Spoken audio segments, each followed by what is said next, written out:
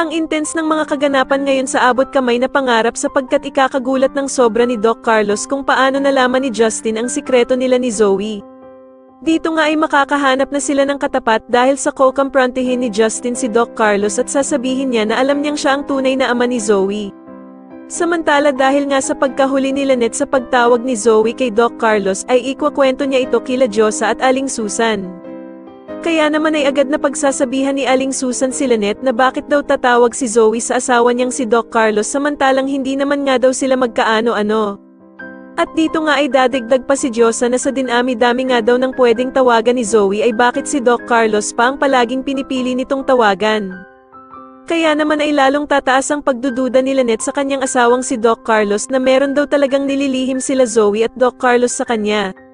Samantala matapos nga ang ginawang pangbabastos ni Justin sa ina niyang si Giselle sa harap mismo ni Annalyn ay hindi na nga ito makakapagpigil na sundan si Justin sa labas. Dahil nga sa awang-awa itong si Annalyn sa kanyang tita Giselle sa sobrang pag-iiyak nito dahil nga sa ginawang pangbabastos ni Justin sa kanya.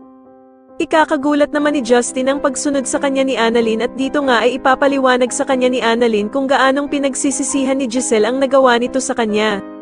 Sa kabilang banda naman habang umiiyak naman si Giselle ay sasabihin niya kay Annalyn ang wish niya na sana nga daw ay makasama at may akap na niya ng tuluyan ang anak niyang si Justin.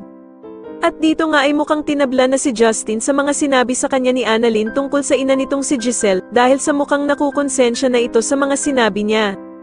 Kaya naman ay tatanungin siya ng ama niyang si Eric kung bakit ito umiiyak at kung lumalambot na daw ba ang puso nito sa ina niyang si Giselle.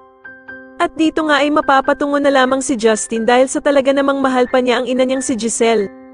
Sa tingin niyo si Justin na nga kaya ang maging susi para mapabagsak ang pamilyang manloloko na sila Zoe, Moira at Doc Carlos, mas lalo na nga talagang nagiging exciting ang mga susunod na kaganapan kaya naman ay mas lalo pa nating abangan ang mas lalong gumigandang abot kamay na pangarap. Maraming salamat po sa inyong panonood at sana po ay masubscribe niyo ako. Maraming salamat po.